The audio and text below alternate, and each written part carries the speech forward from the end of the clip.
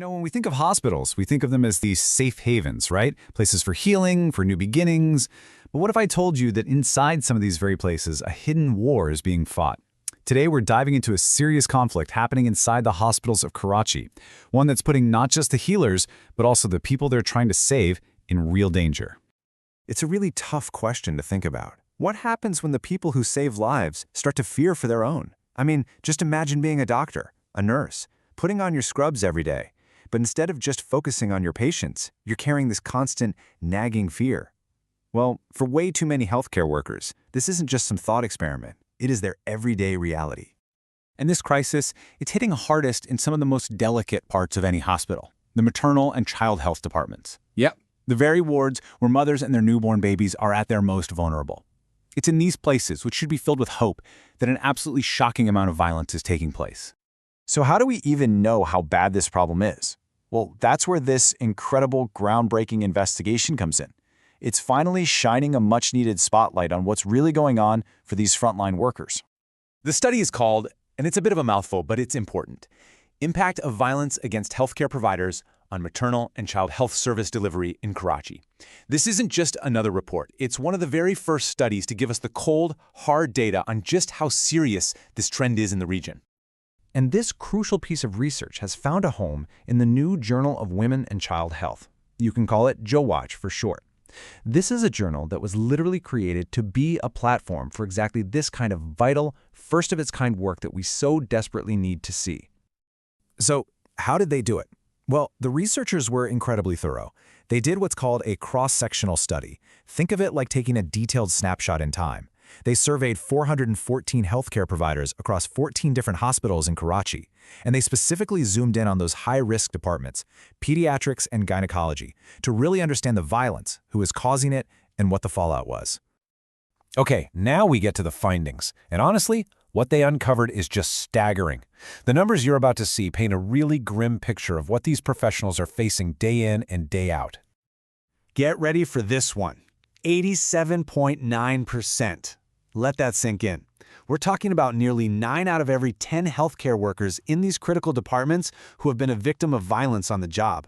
This isn't just a few bad incidents. It's a full-blown, pervasive crisis. So, what does this violence actually look like? Well, the study breaks it down for us. More than a third of it is verbal and psychological abuse. We're talking shouting, threats, intimidation. But what's really alarming is that at almost 32%, nearly just as common, is actual physical assault. And who's doing this? You might be surprised. The study found that in almost 43% of the cases, the main perpetrators are the patient's own relatives. This points to something really deep and complex, a serious breakdown of trust right in the heart of the healthcare system.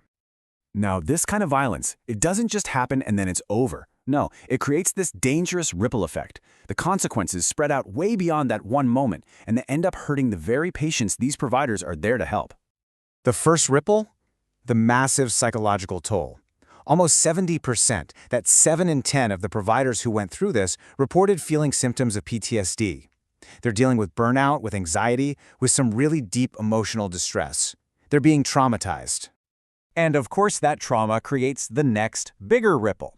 More than a half of the providers said that the quality of care for patients has gone down, and they directly blame the violence and the understaffing that comes from it. It's simple, really. When staff are scared or stressed out or just not there because they quit, it's the patients who suffer. And the professional toll is just devastating.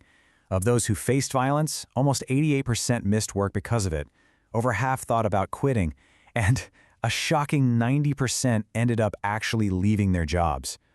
You just can't run a hospital, you can't provide good care when your experienced staff is constantly being chased away. But here's the good news. The study doesn't just leave us with the problem. It actually offers a path forward, a prescription for how to fix this. The researchers lay out a really clear, actionable plan to make these hospitals safer for everyone. So what's the plan? Well, it's a 5-point strategy. First, actually enforce the laws that are already there to protect healthcare workers. Second, beef up security in the hospitals.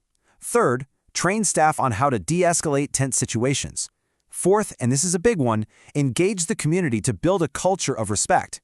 And finally, create oversight bodies to make sure all of this is actually happening and working. And this brings us to the most important takeaway of all. This isn't just about being nice to doctors and nurses. Protecting healthcare workers is absolutely essential to protecting patients. Their safety and the quality of the care you receive are completely 100% linked.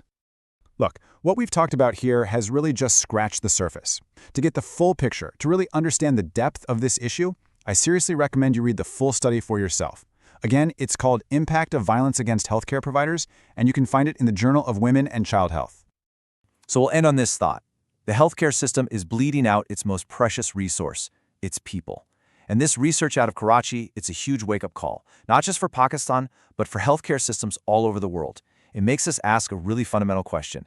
If we don't protect our healers, who's going to be left to heal us?